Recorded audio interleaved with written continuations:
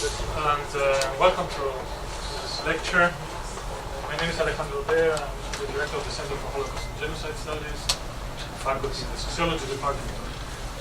It's my great pleasure to introduce and welcome Carlos Pabo, our speaker. And Carlos Pabo has been a colleague for several years. Last time we met was 2009 in Madrid in the spring. And I remember when I met Carlos there, it was a spring Madrid, it was maybe March or so, but he was feeling cold, good in the spring, and he asked me for a sweater. It was cold. Yeah. So now he's coming to Minnesota, and well, maybe October is still the month. Okay, still asking to bring a very heavy coat. And he did. So welcome, Carlos. Let me introduce you briefly. He's a professor of history at the University of Puerto Rico. He is the author of several books.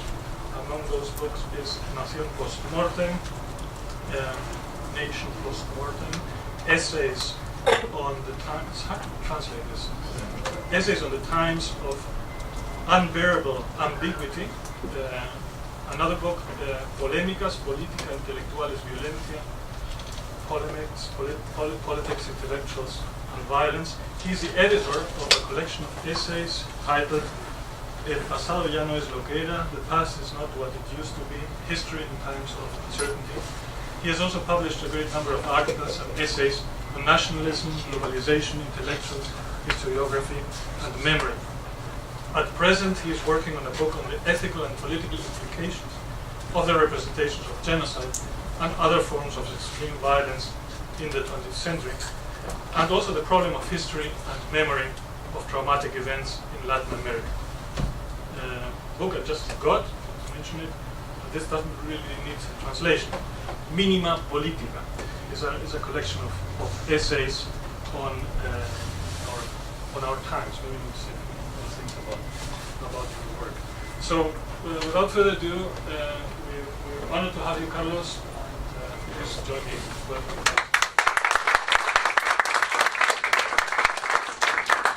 Thank you, Alejandro. Thank you all for being here. Although what Alejandro says is absolutely true, I have to add that as a small child I lived in Chicago for 4 years. I don't remember too well. And I did do my master's and PhD in Massachusetts. I do remember all there. So, but the thing is, the body has a memory. That's something I have been able to live. The body has a memory. As I finished my PhD in Massachusetts, and I knew I was going back to Puerto Rico, I decided I wanted to do my career there. My body began to forget how to live in cold weather. And I got to Puerto Rico, we began in August. And by October, November, December, I was watching the news and I could see snowstorms on the East Coast. And I couldn't really remember what that felt like very quickly. So that's why in Madrid, although it was unseasonably cold that March, it was very cold. So, because the body has a memory, it forgets. I want to express my gratitude to Alejandro for this invitation. Truth be told, this is the third time Alejandro invites me here. I acknowledge that if I didn't accept this invitation, I might not ever get another one. So I had to accept. The Center for Holocaust and Genocide Studies. I want to especially express my gratitude to Jennifer Hammer, the program coordinator for this activity. I want to also express my gratitude to the Institute for Global Studies for the support of this activity. And there, to Emily Yanis, also for her efforts to bring me here. I have a bad back. I hurt my back a week ago, and I put her through some work to try to get me aisle seats, which were crucial to get here in one piece. I'm very grateful. Okay, so I would like to preface what I'm going to say by stating that Although I am a historian by definition, that is to say my PhD is in history, I have a sort of ambivalent relationship with the discipline because I work a lot with issues of memory and literature, fiction, which is not necessarily the same thing. I teach a course on history and literature and cross boundaries in my discipline quite frequently. And in that sense, just because I sort of represent the University of Puerto Rico and my department here, I should just say that not necessarily my point of view on these issues would be in line with mainstream of my department would understand how these relationships are exposed. So I don't want to suggest a false representation in terms of what I do in history. Okay. The title of this talk is The Representation of Extreme Violence in Latin America. And there also I must begin with this disclaimer. I do not do Latin American history. I am not a specialist in Latin American history. I do not study cases of Latin American history. I look at the experiences of the violence in Latin America, in terms comparing it with the Spanish Civil War, the Holocaust, but working on different epistemological, theoretical, and methodological issues. So what I do is basically I follow certain debates on these questions, and I investigate those experiences which have produced literature that is relevant to what I want to do. So I'm sure that if there are people from Latin America here and from specific countries I will mention, they probably have a better grasp of the history of those countries than I do, because I am not an expert on the history of those countries. In this talk, I will consider two fundamental problems regarding the representation of extreme violence in Latin America. First, the relationship between history and memory. And second, the relationship between memory and fiction. This is part of a larger project I am working on. I have a book in process of these issues, so I have done a very tight summary of some of the issues I'm working on.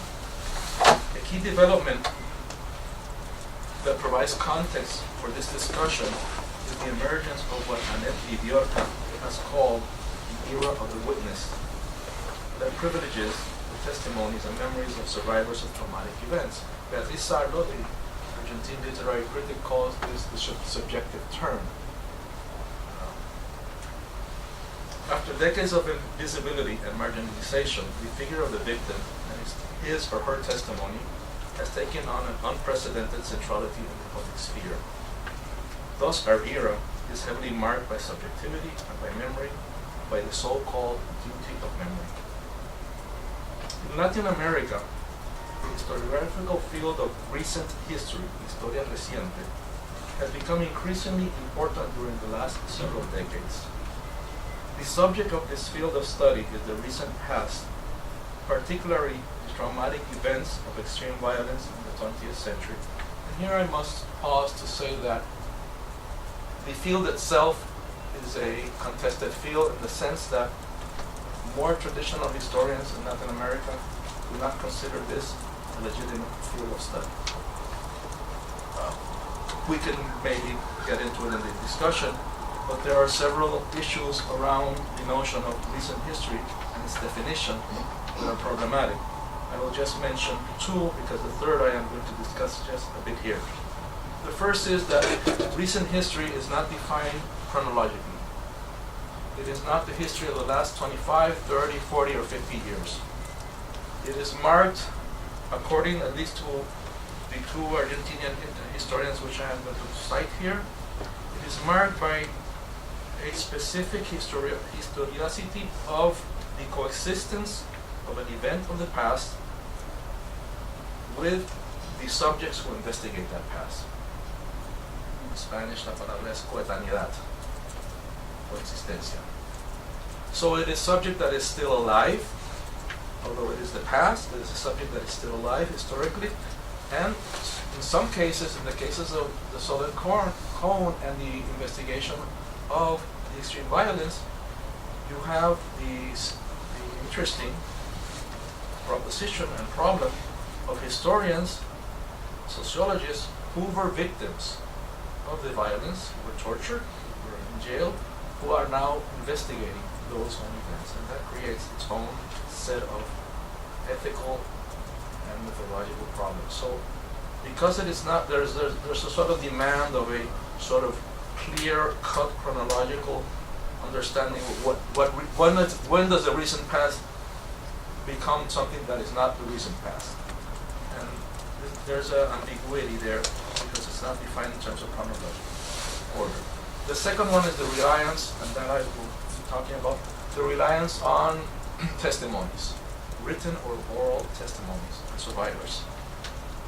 And actually, not only the reliance, but the centrality of testimony and survivors, and in a hierarchy that puts them of more importance than documents and archival documents in the strict sense that historians look at them. And that is also a question of problem between more traditional delimitations of fields and historiography and recent history. And the third has to do with what I'm going to say now. The subject of this field is the study of the recent past, particularly the traumatic events of extreme violence in the 20th century. However, according to the historians, the Argentinian historians Marina Franco and Florencia Levin, even within the where in the cases of Argentina, Chile, and the other southern home countries, the events of traumatic violence have been the main focus of researchers on the recent past. I quote, "There is no epistemological or methodological reason for recent history to necessarily be circumscribed to events of this kind." Close quote. While I share this opinion, it should be recognized that traumatic events do in fact entail particular epistemological and methodological problems in the field of recent history, at least as the field exists at present.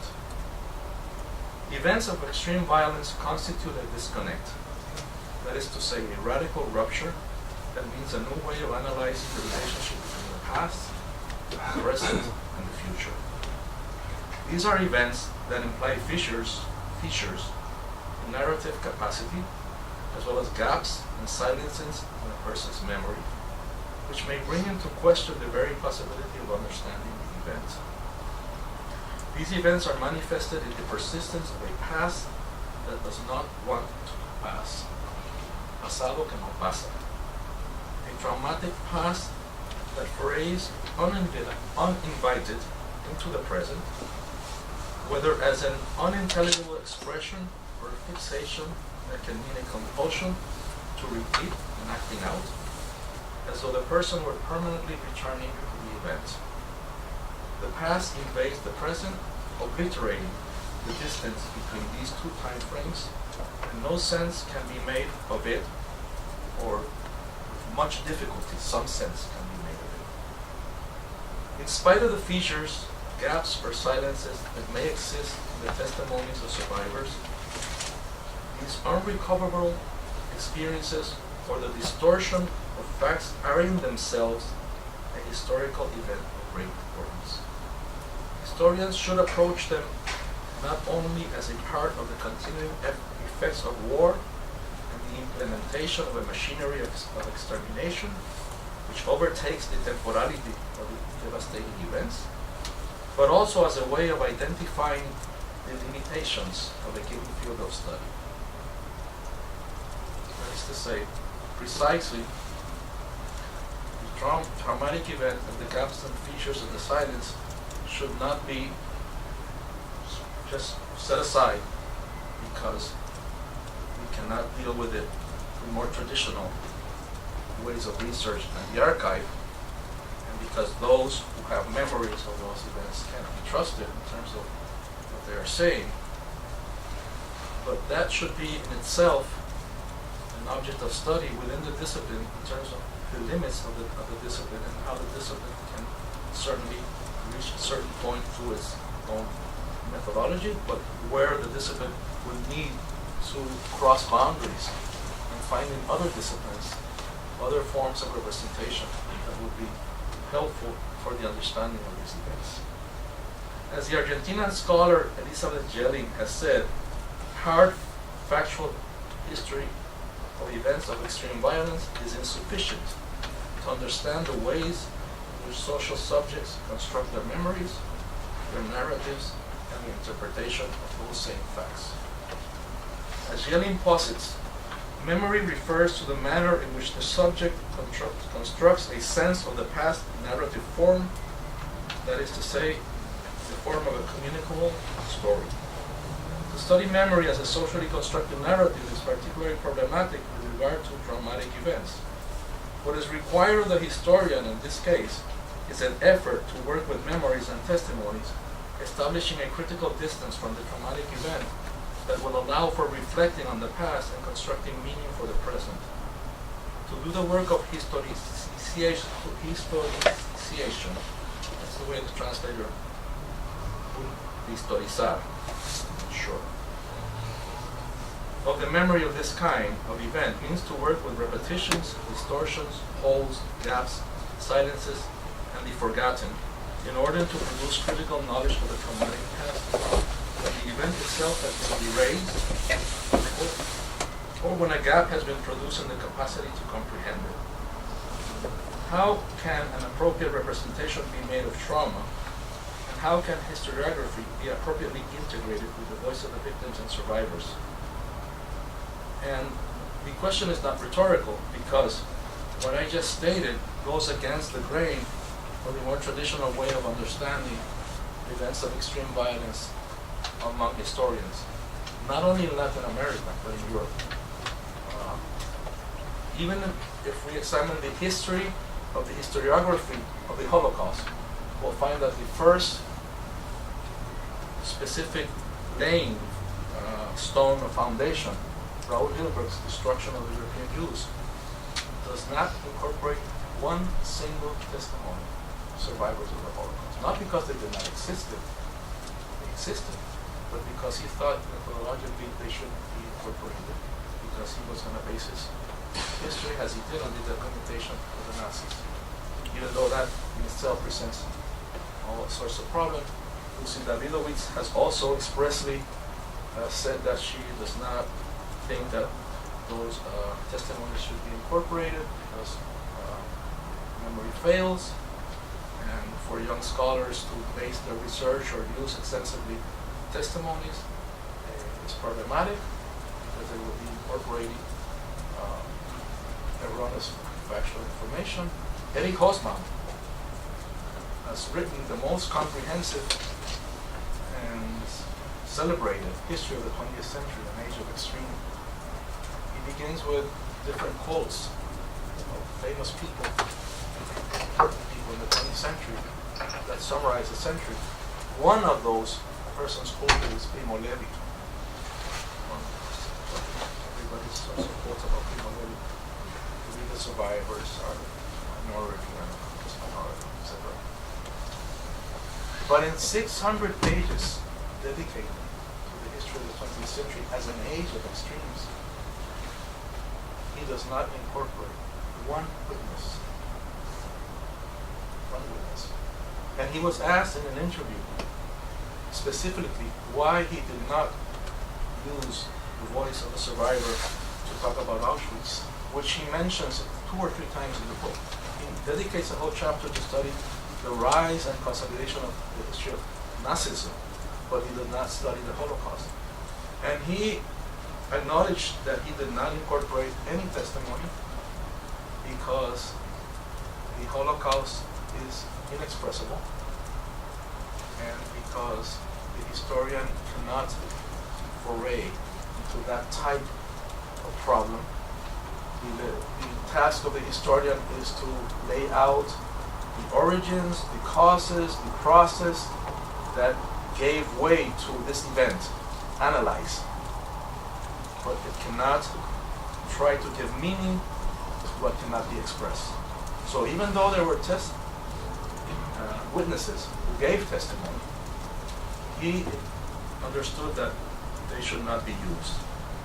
So what I'm saying is that even today, very prominent historians, and that's a problem in Argentina, specifically with people like the two historians I have quoted. There's a very difficult relationship between working with these events and trying to incorporate testimonies. But think about it. It was not until Saul Freelander's book on the history of the Holocaust that a major historian had successfully incorporated the voices of witnesses into the history of the Holocaust. Basically, there's been two tracks, at least according to Viviorca, and I agree with her. There's been all the literature on memory and testimonies, and there's been the work of historians, and they have not intersected. Freelander is the first one to try to integrate the sort of, not objective, but the sort of approach of history in terms of explaining the event, and then the whole subjective nature of those who went through the event. In any case,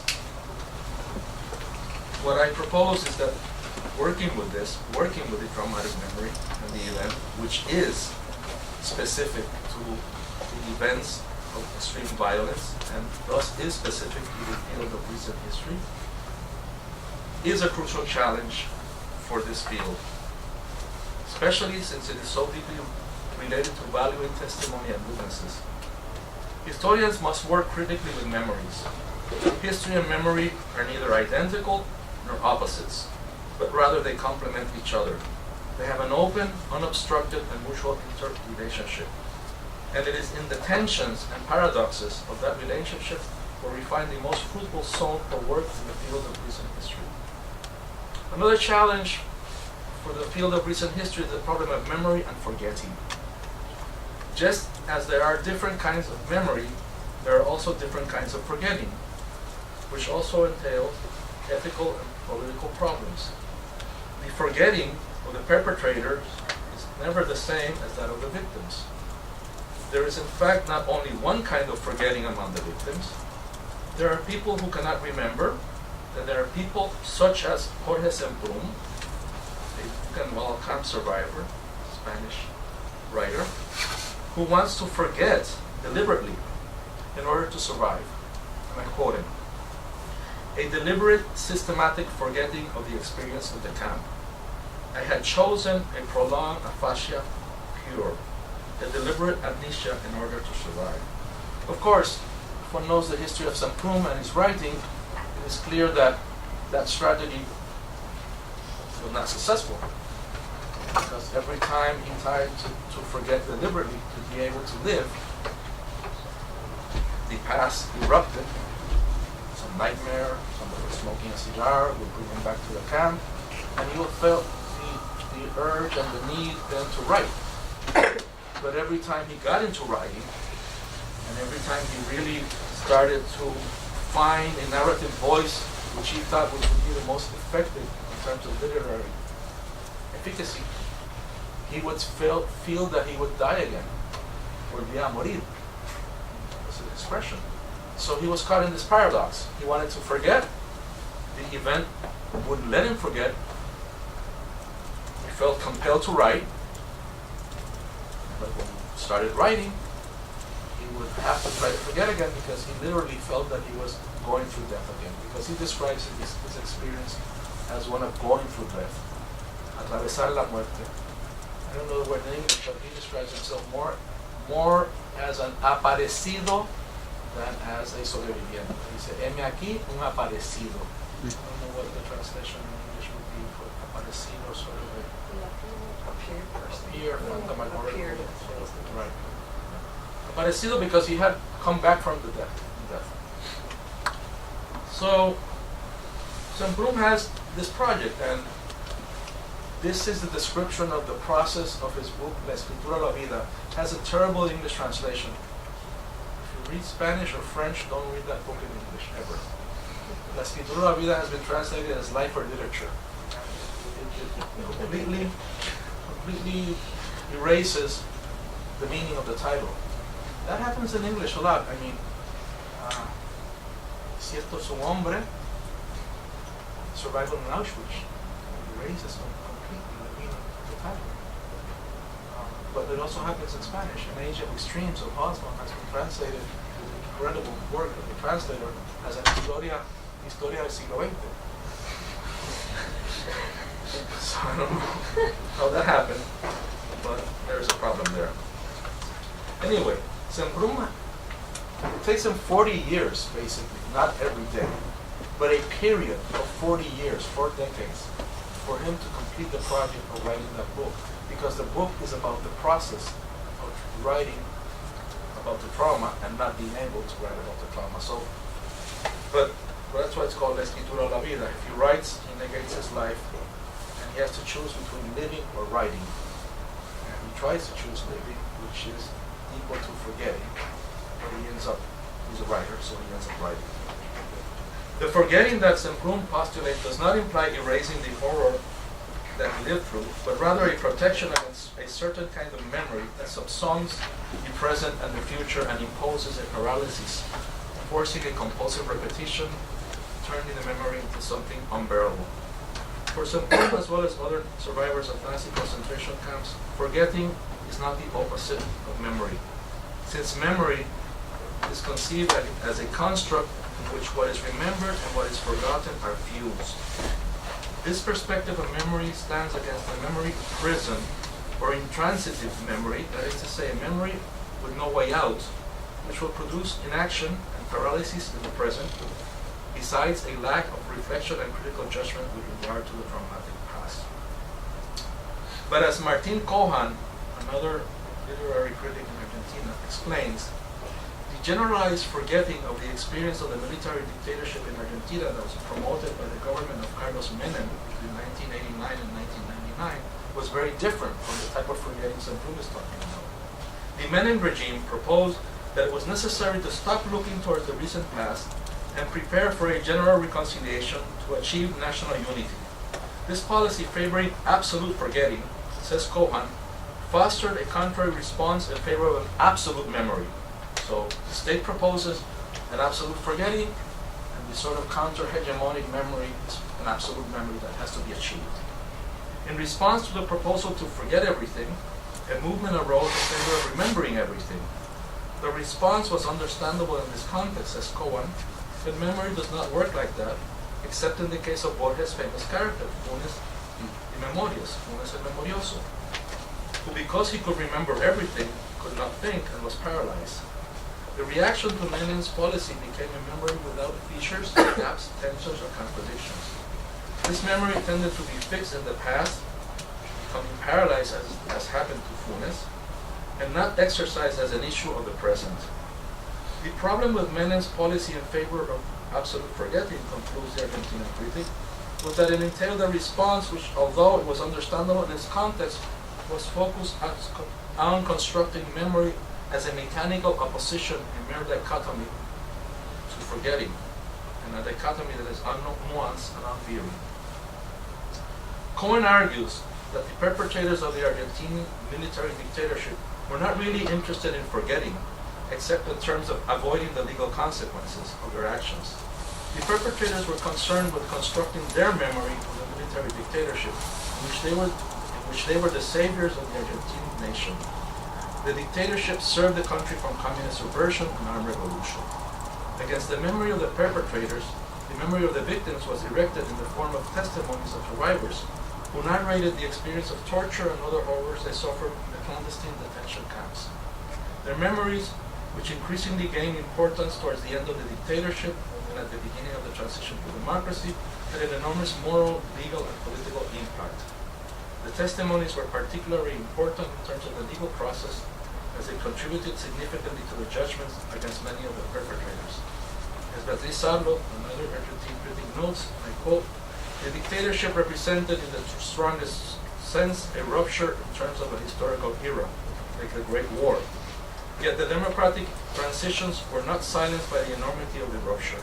On the contrary, as soon as certain forms of discourse, in this case testimonies, began to circulate, they opened the way for the conditions for the transition, and they proved to be indispensable for the restoration of the public sphere of rights.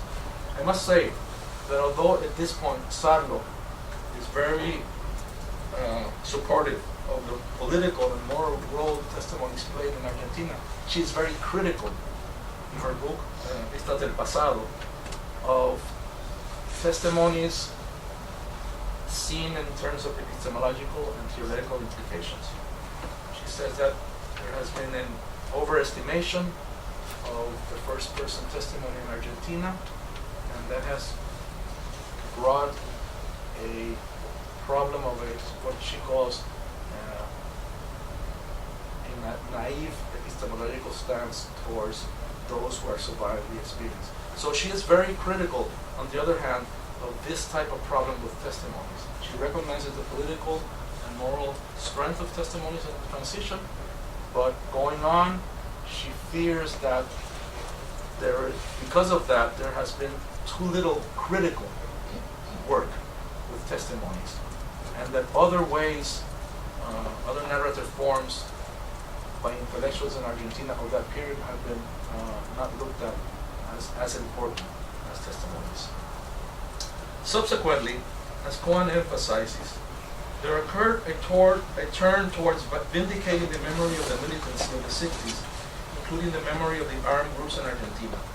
The testimonies of the victims began to give way to the memory of combative militancy. In Cohen's word, and I quote, "The painful memory of moving victimhood was followed by the other memory, that of struggle and defeat, which were proudly recovered." In any case, after the transition began, the democratic memories of different Argentine sectors and actors were constructed and transformed.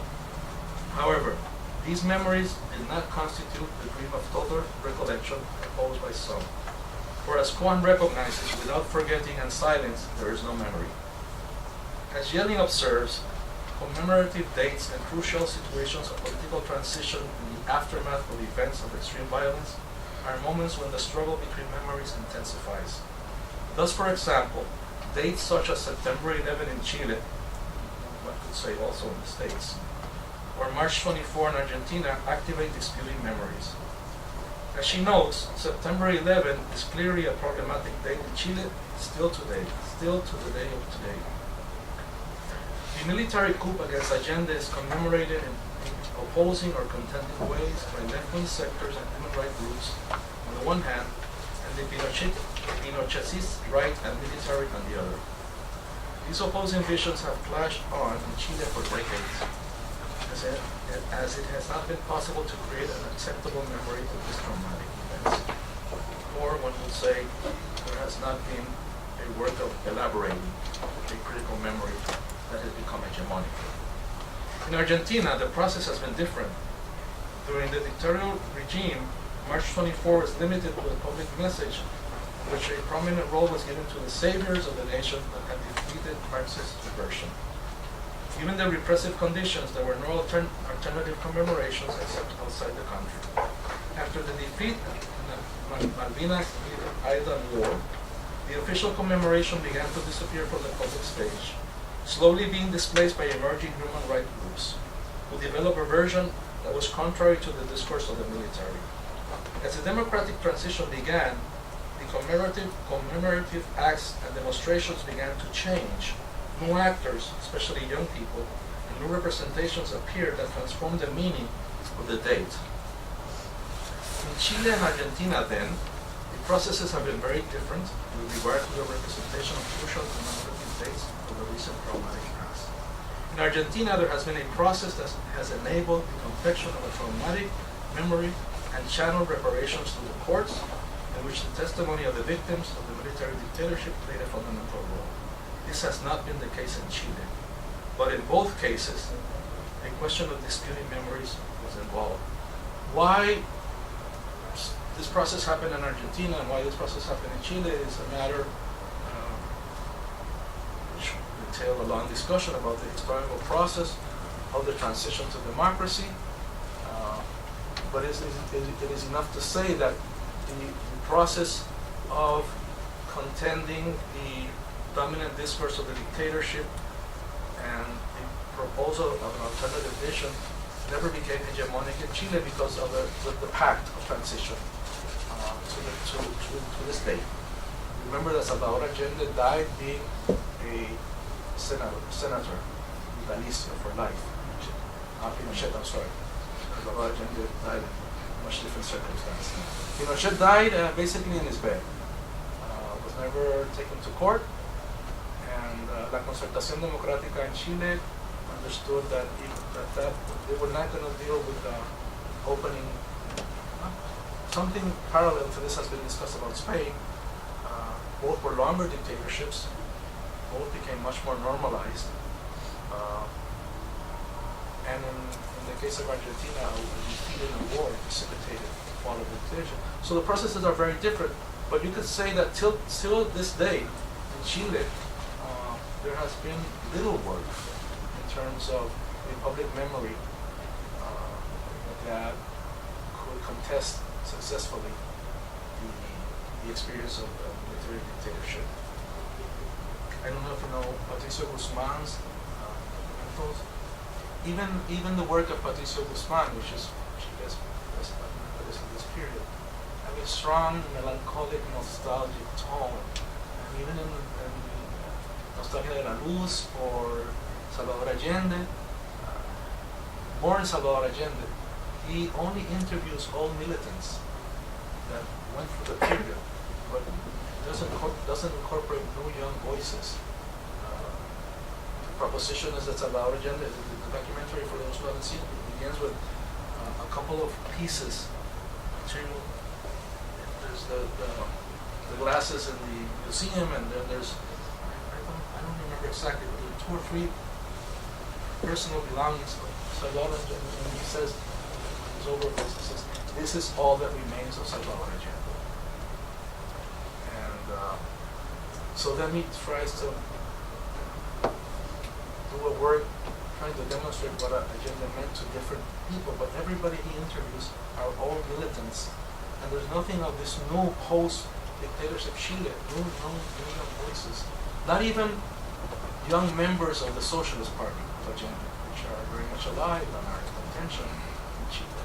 So even those who have tried to work there with memory and critically with memory in Chile, like Patricio Guzman, for me it's very problematic. There's a statement in that documentary which says, el 11 de septiembre es siempre presente. The 11th of September is always present. Se conjuga en presente. So you can see the past is fixated there. And that is contrary to what I'm proposing here. That has not been the case in Argentina, and I think there's 2 processes that are very different. But what I am trying to rescue is that in both cases we are dealing with rival, disputing memories. And what we have are conflict between different sorts of memories. In the words of Yeli, there is an active political struggle regarding the meaning of the events, in the case of these 2 countries, but also she generalizes in terms of traumatic events. And also regarding the memories themselves. The space of memory then is a space of political struggle, and not infrequently it is seen in terms of struggle against forgetting. The idea of memory against forgetting, as Yelling argues, conceals what is in reality an opposition between different rival memories, each forgetting different things. In fact, what we have is a conflict between memories that are struggling to become hegemonic. In short, traumatic events of extreme violence such as those in Chile and Argentina, we could include the Spanish Civil War, have given rise to the debate of the relationship between history and memory, and in this case, the debates that have made the field of recent history gain prominence in Latin America. It may be concluded from this debate that the gaps and tensions between history and memory pose the greatest challenge for those who attempt to adequately represent the recent traumatic past. What is remembered and how? What is silenced or forgotten? What are the political uses and abuses of memory and forgetting? Those are some of the questions that the field of recent history faces in its study of traumatic events of the recent past in Latin America. I shall examine now some aspects of the debate on the relationship between memory and fiction as it pertains to the case in Latin America. According to Jackson and Sierra, if you know what you want to represent, for example, such as Cloud Landsman in the film Shoah, which purported to represent the reality of the incredible, the equivalence of the real and the incredible, there is no property of the event that makes its representation impossible, which prohibits art in the precise sense of artifice. Nothing is unrepresentable as such, as it is a property of the event. No event in itself is unrepresentable. What exists, concludes Rancière, are aesthetic choices that have ethical and political implications. But is it acceptable or legitimate to fictionalize extreme events, mass murder? It is not, according to Elie Wiesel. For him, a novel about Treblinka or Majdanek is not only about a blasphemy, it is itself blasphemous. From his perspective, any effort to give the experience of the Nazi camps a fictional form robs that experience of its essence. Wiesel postulates a moral prohibition of fiction as a legitimate way of representing the experience of extreme violence, based on a notion that equates fiction with lies or falseness. From his point of view, any attempt to fictionalize the experience of the extermination camps robs them of their essence. Wiesel condemns the attempts to represent the Holocaust using fiction because, according to him, this entails, and I quote, the trivialization of memory, semi-fact, semi-fiction. Wiesel's position assumes that it would be necessary to use fiction and metaphor for the truth about the camps to prevail. Similarly, Pierre Vidal-Naquet sustains that fiction is a deviation or distortion of the truth. He considers that fiction is a lie that can potentially be used for deniers to assassinate the memory of the Holocaust. And here, I would exhort you to see the movie Denial, which is currently showing, I think, you saw it last week.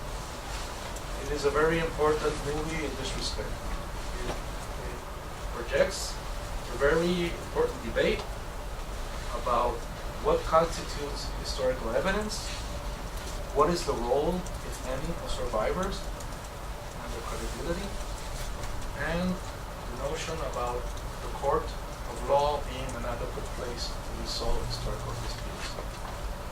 But the whole notion around the real case, defamation case, as Deborah Lipp said, is based on what Vidal-Naquet says. But in this case, falsification, distortion, deliberate lying, deliberate manipulation of facts is equated with a form of fiction that denies the Holocaust. And it's a very, very, very pertinent movie, and I was surprised of how good a job the movie does to convey a intricate debate for a general public in terms of these issues. And I really recommend that you see it, because all these issues are present in the movie. In Latin America, however, various writers have chosen to address the experience of extreme violence through fiction, recognizing that while in all good fiction there is a cross-linkage between truth and falsehood, fiction is not necessarily the opposite of truth. When they choose to write fiction, as Juan José Saez comments, they do not do it so to twist the truth. As he says, fiction is not written to elude the rigorous treatment required by truth. Obviously, it's under quotations. Whether because of immaturity or irresponsibility, but rather precisely to expose the complex nature of the situation, the complex nature that a treatment limited to what is verifiable implies about an abusive reduction of diminishment. By taking a leap towards the unverifiable, fiction infinitely multiplies the possibility of the treatment. And then we come back to the movie Denial, because it has been stated in different debates in historiography that the notion that there is not one objective historical truth, that there is not one correct way of interpreting an historical event, as, for example, was proposed many years ago by Hayden White, he was very much attacked because this would lead to a relative moralistic position that could end up giving assistance to deniers. But the interesting thing about the movie Denial and the case presented by David Irving against Deborah Lipset is that the deniers, like Irving, base their assertion on what they consider hard historical facts, documentation. Not about discourse, not about, empty signifiers or there can be many truths, nothing of that. Not the linguistic term, none of them has quoted the construction, nothing of this. The poisonous gas used, there were no gas chambers in Auschwitz. Why? Because you were showing me a document which shows 4 holes for the chimneys. But I have a photograph here, and there's no holes. Actually, that was one of the headlines during the trial. No holes, no Holocaust. So the legal team of Deborah Lipset had all these other documentation showing the holes. But she said that it wasn't even going to make any sense because he would, Irving, argue that those were distortions, falsifications, they look like holes, but they're aerial photographs of the US Air Force, so they might be out of something else. The poison, this gas that is shown in the walls where the supposed gas chambers were is much less than the poisonous gas found where the prisoners, their lives were killed.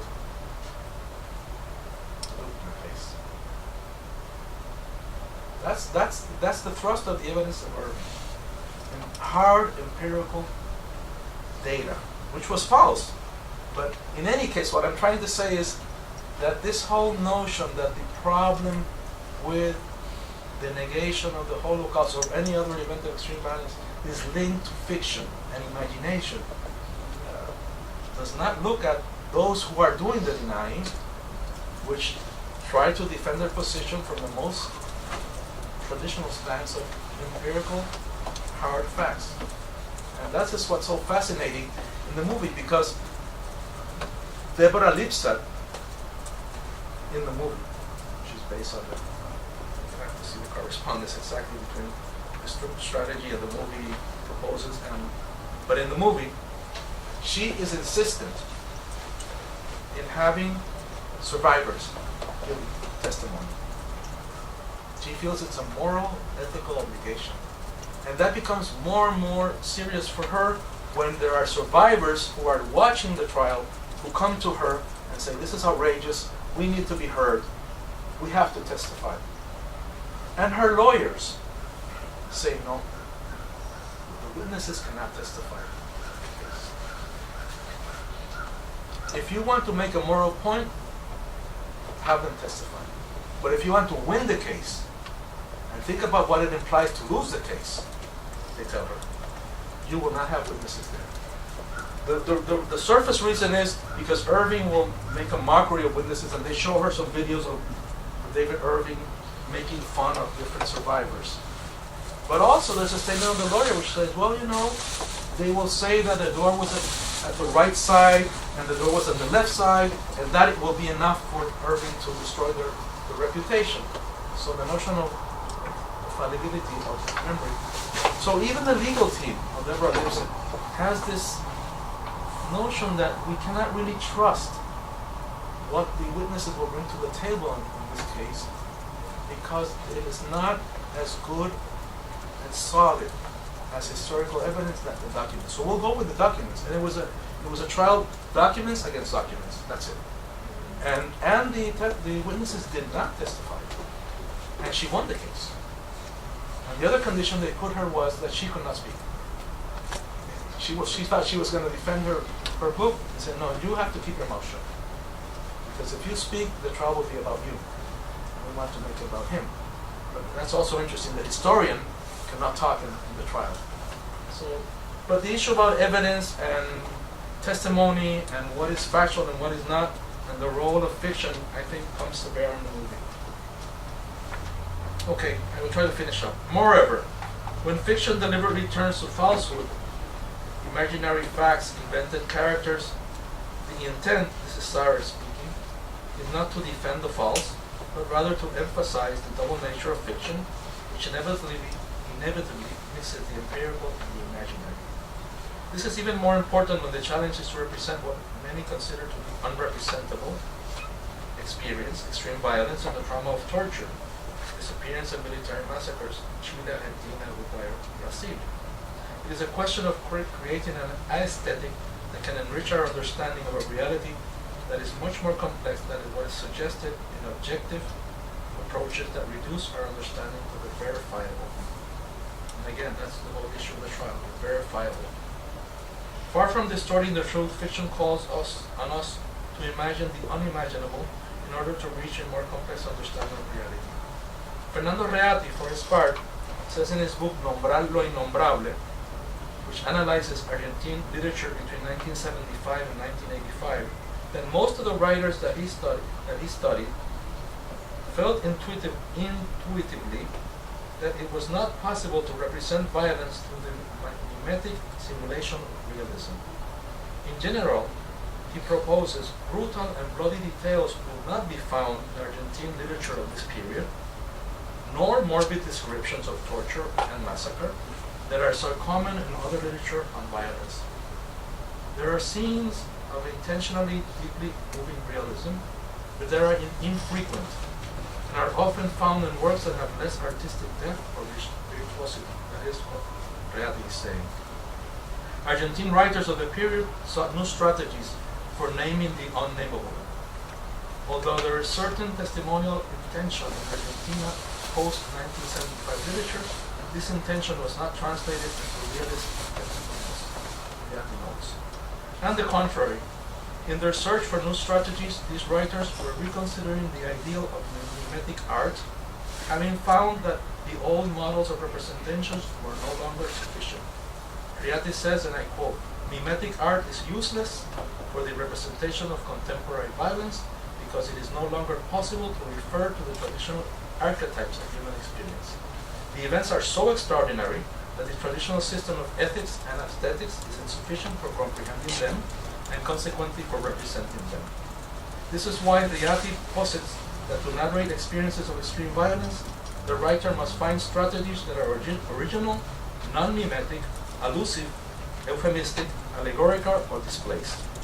The Argentine critic concludes that Argentine writers developed new strategies for writing novels to represent the extreme violence of the dirty war during the military dictatorships as they distance themselves from realist writing and distorted the possibilities of mimetic transcription. The Argentine literary critic Ana Maria Amar Sanchez has pointed out that Latin American literature has frequently adopted a strategy that she calls oblique, to represent the horror of the traumatic experience of extreme violence. This is a strategy that avoids direct representation of violence and traumatic events.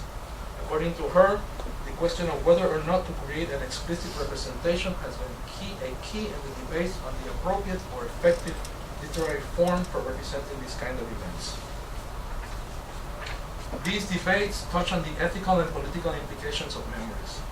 Amar Sanchez, following Rancière, proposes that the problem is not the impossibility of representing extreme violence, but what the writer wants to represent and how it will be represented. The Argentine critic examines two stories, Graffiti by Julio Cortázar and Función Nocturna by the Uruguayan Omar Prego Jarea, that make use of an oblique strategy of representation of the horror of the experience of extreme violence in Latin America. In this way, these texts, Amar Sanchez affirms, provide an appropriate response to the basic problem of representing these excruciating events. These texts, according to her, what they propose is the difference in the way of telling and the selection of what has been chosen to be told. That's what makes them original. In these works, the authors opted to express violence in a way that is different than through violence, and they decided that it is better to say less than what we know and to imply more than what is said.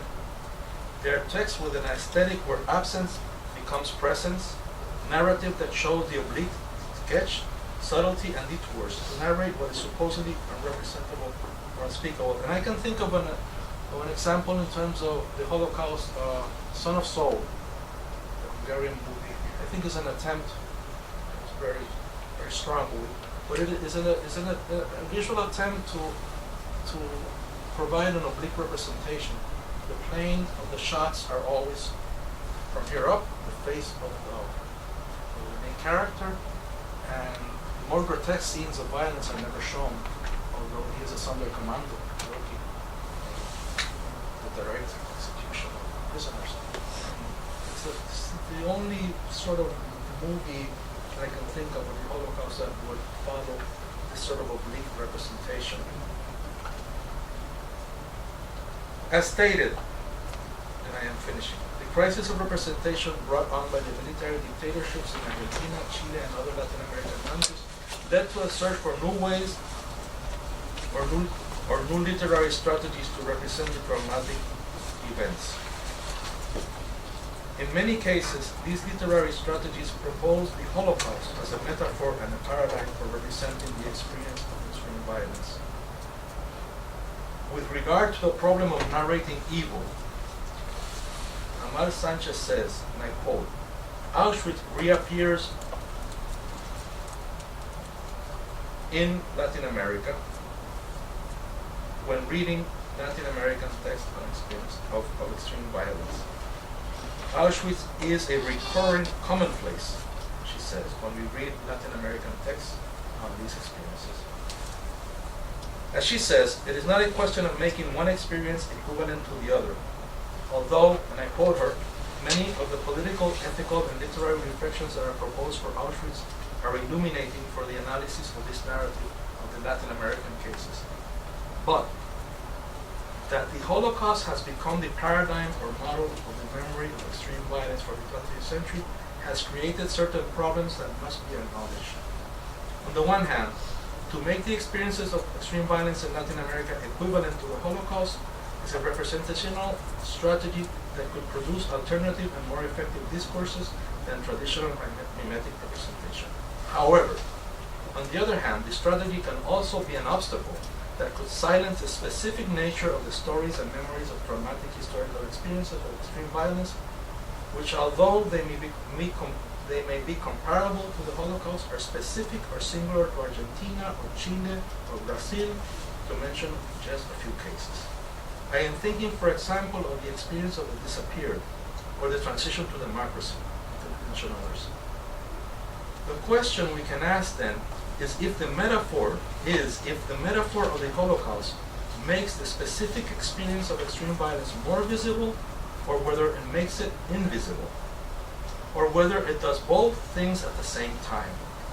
This leads us to investigate what is being made visible and what is made invisible, and what are the ethical and political effects of that invisibility in other countries with other contexts, such as the cases of Latin America.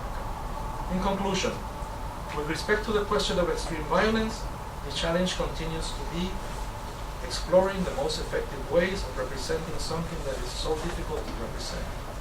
To do this, we must be aware of the possibilities and the limitations of history, memory, and fiction, as well as the linkages and cross-linkages among these three modes of representations. Thank you.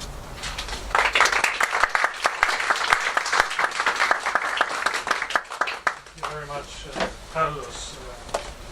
We talk the dynamics of forgetting and remembrance, and let me add that I forgot something in my introduction, which is acknowledging Ana Forfinito in the Department of Spanish and Portuguese, who co-sponsored this talk, and students from that department here. So thank you. And we'll open it up to comments and questions. Thank you for an inspiring talk. Maybe two questions that may seem simple to you, but that are not simple to me. The first question is, we do a lot of work on collective memory here. And when you talked about memory, you never made that distinction, and I wasn't always clear if you talked about the individual memory of survivors or collective memory that had gone through some cultural processing. if you could comment on what it was that you referred to. And the other question is really one of curiosity, because when you talk about the processing of the Holocaust by historians, instead talked about the total absence of first-person narratives, or the use of narratives, which of course happened in other contexts. It happened in Nuremberg, it happened in Jerusalem, but not in the work of historians.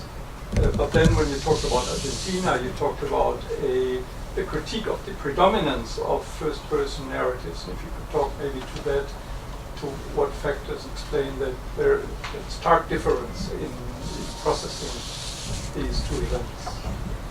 Well, in the first case, thank you for your question because it's very pertinent. I'm afraid that in the process of shrinking the work, the key distinction got lost. And I do, in my work, make a difference between individual memories and not so much collective memory, because it's a phrase I don't tend to use, but let's say public or social memory. And when I'm talking about the transition in Argentina and the contested memories of 11 de September or 24 of March, it is obvious that it should be obvious, I should have made it clear, that is the process of social or public memory. It's a political and cultural debate among groups which are fighting out, literally, in some cases, and metaphorically, always, the meaning of the event. But then the notions of trauma have some individual bearings. The cases of some people like Paul, like some people are individual. But I think that there's always a linkage. Not to get into the whole notion of collective memory, individual memory, the whole debate, but there's no such thing as an isolated individual memory. It's always produced in a given context. And when one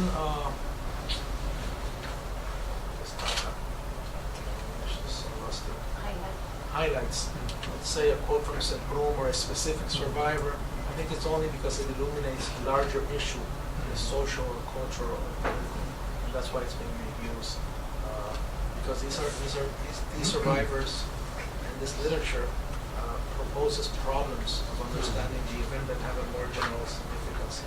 So we cannot equate the individual level specific problem of memory and forgetting with those of a societal nature. But there's a linkage there that has been explored and should be further explored. And I think certain survivors who are also writers, who are thinkers, who have reflected about these issues, always talk first-person experience, but they are really communicating much larger issues that have a societal or historical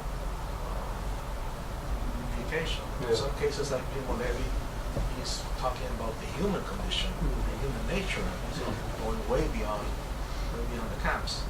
So, and the second one, I'm not sure I can answer that question. It would require a much more specific knowledge of my part of the process in Argentina. I think it has to do in part with precisely and paradoxically the universalization of the Holocaust as a metaphor or paradigm for extreme violence. Alejandro has worked on this, on the demonization of the Holocaust from being an event without a name to being a Jewish event to being some have called it Americanization or Europeanization or globalization, that memory that serves as a paradigm. And in that context, the influx of the power, the cultural discursive power of testimonies which were belated in the case of the Holocaust seem to not have been belated in Argentina. It's very interesting in terms of traumatic theory, which goes against some of the tenets of traumatic theory, that the upsurge of testimonies in Argentina was not belated. It was at the moment in situ what was happening. But I think it has to do with the nature, the explosive nature of the collapse of the military regime, unexpected, and what that detonated. And certainly the emergence of young hijos, all these young persons who who were not linked to the older strategies of denouncing military dictatorship.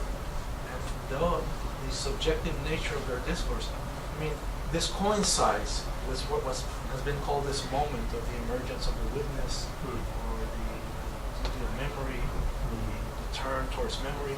In Argentina, all these things come together, and it provides a laboratory in that sense. To the point where Beatriz Solo, and I must say, her position is not a sympathetic position on this issue. She has gotten a lot of flack for writing this book, where she says we should recognize the moral, political significance of witnesses, but I am concerned with the lack of critical. She says, testimony is a discourse, and as such, it should be subjected to the same critique as any other discourse. And she in that book, Visitas al Pasado, she is actually proposing sort of a return towards a structuralist sort of understanding of the process. She wants a more structuralist, less focused on the experience of individuals about what happened to them, and a more, one can say, it's not her word, but I will translate what I think she's saying, a more objectivized notion, a structuralist. She gives two examples of two books she proposes as a sort of counter measure to the explosion of testimonies. One is a book by Calverio, where she herself was a victim in jail, but when she writes about this, she doesn't do it in a first-person narrative, although she could have opted for that strategy. She does a much more sociological approach. And the other one is called, if I'm not forgetting, it's a very strange book, because it's a book about how the prisoners use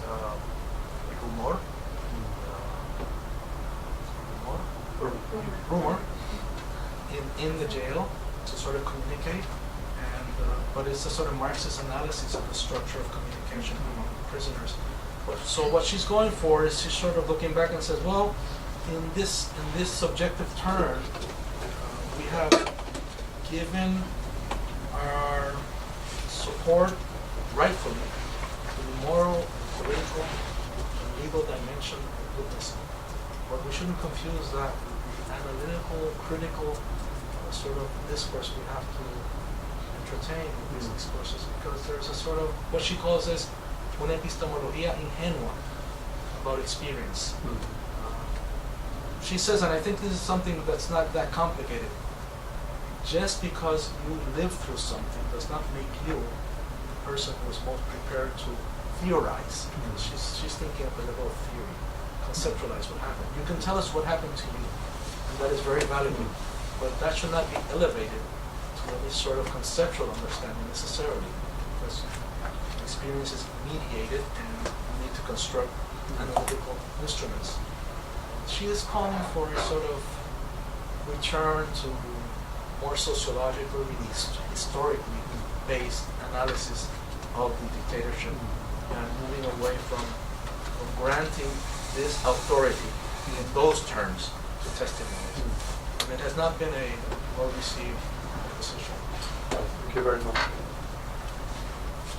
Yeah, and going back to the idea of witnessing and the recent history, I want to know what you think about reviewing that part of the past, because the survivors are witnessing two different things, no? First, their own experience as victims, but also their clandestine political militancy. So even when they are testimonies about survival, they are testimonies, and that's the problem with Sarlo, no? So that there is all this political part that is there. I think that's one of the, for me, one of the most important characteristics of this recent history path, no? So I wanted to know what do you think about that in terms of how, I mean, for a historian, no, how can that be reconstructed if it's not based on testimony? Because Sarlo is a literary critic, no? No, I think, as a historian, I think that the discipline is completely one-sided in its silencing of witnesses when it comes to these events. And in Argentina and Chile, this has meant, I sound a little strong, but it has meant that historians have become irrelevant in these discussions because not wanting to incorporate the voices of the witnesses as victims or as political militants. And that means the whole reconstruction of the death and the strategies and what happened and the armed struggle. Those debates are going on. And then the historians are looking outside in because they have much more in Chile. They don't have anything to say because there is an impossibility of reconstructing this without the witnesses. On the other hand,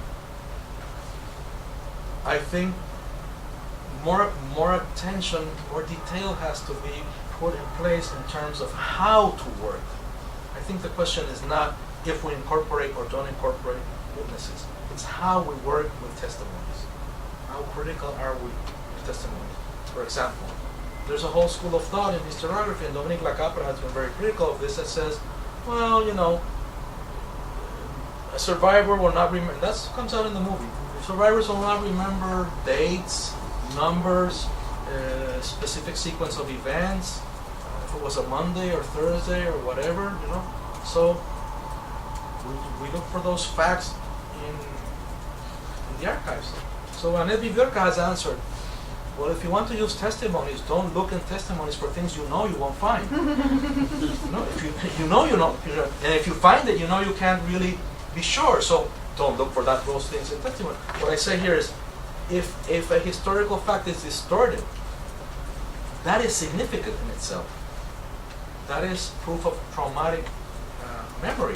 So work with that. I mean, the famous case that Lacapra cites, but it's from Dori Lau, is the old woman who's giving testimony and she becomes alive and she says she saw 4 chimneys explode. And then the historian said, well, we cannot put her in the video archive because she's wrong.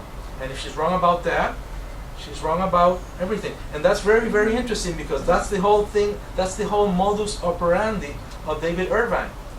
If he proves, again, that there were not 4 chimneys in Auschwitz, and he proves that thus there was no gas chambers in Auschwitz, then he says he will destroy the whole edifice of the Holocaust. So then he can say, well, the Holocaust did not exist.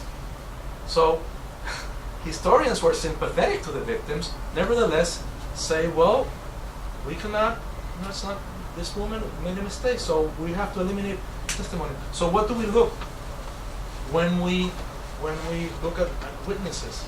And how do we deal with the holes and the gaps?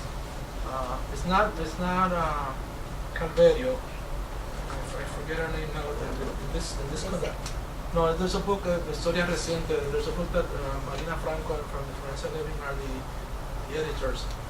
There's a Carnovale.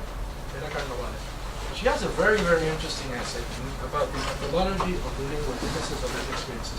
She is writing something about the RP, the Ejército Revolucionario del Pueblo, and she reads a testimony written by this guy who talks about an act of armed propaganda in a cafeteria, in a cafe, in the university of Buenos Aires. And he says what happened and what's so. First thing she does is, as a historian, she goes to the man. She wants to ask him some other questions about that action, because she went to the press at the time and she finds no information. It's blacked out. That event didn't exist in the press, so she can't go there. It's not there. It's not a big event. It's a minor event. So then she goes to him, to the source, and he has no recollection at this point. I know it says I wrote this. I know it says I did this date and I did this, but I really can't tell you anything. I don't remember. So what does she do then? So what do you do when you treat the witness as a source, and the source cannot really fill your gaps? The proposition there by Lacapra and others that we historians should use witnesses as a source, but that should not be the primary concern of historians with respect to witnesses. They're not sources. They should be, we should try to understand the construction of meaning of the event that they are creating and try to make sense of how they understood the event, irrespective of factually it's right or wrong. That's what we call historizar la memoria. That's the proposal of recent history. Historizar la memoria. It's not the factual element, could be wrong, it doesn't matter. It's why, try to understand what they understand and what it means in terms of what they are understanding. And then try to incorporate that into a reconstruction that will need other sources, but not reduce the witness to a source. Viviorca, in her book, There Are the Witness, has this incredible account of this person who was in an activity about sources, living sources. And he gets up and he says, I'm here in this activity, a seminar, and they're talking about me as a living source, I'm not a living source. He rebels. He says, I don't want to be considered a living source. I am not just, I don't want to be a source. I'm something else. And even historians who are empathetic and try to incorporate witnesses, if they try to do it solely on the basis of a source as any other source, it's a reduction that is very problematic, because we are not taking seriously how they understood the process, what their experience as they understood it was, and what significance that has. And I think that is the answer. Okay, given the time, maybe we can collect the questions. I think that was what the question. Michael? Just an extension of this, I guess, in some sense. You talked about some are initially seeing fiction as deliberately lying, and then but sort of tested with this other perception or image of it as exposing a situation's reality is not limited to what's verifiable. And so how, thinking about it from methodology or from what you were saying now, how would it be possible for a historian to incorporate that, and obviously the challenges that come even when it's trying to eliminate beyond the verifiable? I think unfortunately as a historian you couldn't be able to do that. I think that's the limit, one of the clear limits of the discipline, unless it is able to transform itself quite radically. See, history, that would be one of my points. History cannot give us that account. History can give us other accounts and can provide valuable other interpretations of different processes. But if we come into this realm, a historian will not be permitted to incorporate that even as a source. Because the unverifiable is by definition not acceptable as historical evidence. And that's the whole crux of the limit of the representation of history as a discipline. So you have to transgress the limit. You have to have dialogue with literature, with philosophy, with psychology, and then not be considered maybe a historian. So if you're doing your PhD, don't try it for a dissertation. Wait till you have your PhD, and then maybe. But it's going to be difficult in the history department to get away with something like that, because it goes against the whole. At this point in time, what is the last thing standing that defines and separates history from literature or philosophy? The reliance on primary sources. That you have to base your research on primary sources. And then you can maybe, well, sources include witnesses. And in the 80s and 90s, sources include women's private diaries. And sources can be private. And sources don't have to be from the state or the church. And you can study the manicomio. You can study the hospital, and you can study this. And you can incorporate different sources, and you can expand the archive in that sense. And you can look at other materials, artistic material. But still, it has to be based on primary sources, which is a whole invention of the discipline. It didn't exist before the 19th century. It's a whole invention. And we know that, depending on the research, a secondary source can be used as a primary source. And that the primary source is a text. it's constructed. And the archives are extra limited. I mean, I once took my students to the General Archive in Puerto Rico, and the archivist said, this is something historians don't really stop to think about too much. The archivist explained what percentage of documentation of the government, historically, comes into the purview of the archivist. And of that documentation, which was, I don't remember the statistic, but very, very low, of that, how much gets into the archive. And at the end, it was like a 3%. So the universe of the archive is a 3% of documentation, of which you are looking for a specific topic. You're going to work with I don't know what percentage of the possible documentation. But that's what's left standing. So you say, well, you need that because that then becomes the basis of a factual analysis. So that is a limit, and that limit is not going to change, I think, even though now we understand the way archives are constructed, that they are constructed. You know, the whole this book called Dust, which is very good about archives. But that means we have to engage, we have to cross the boundaries and have to be able to work with other disciplines that have other limits, but those are not other limits.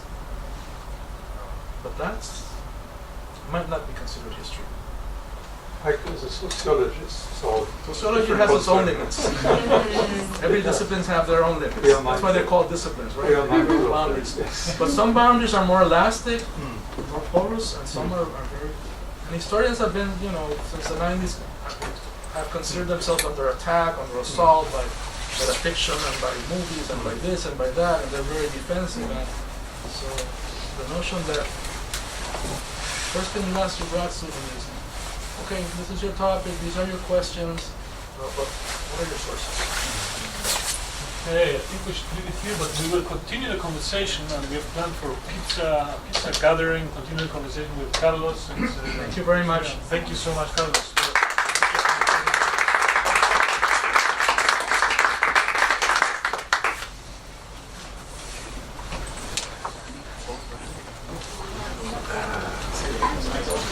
Thank you.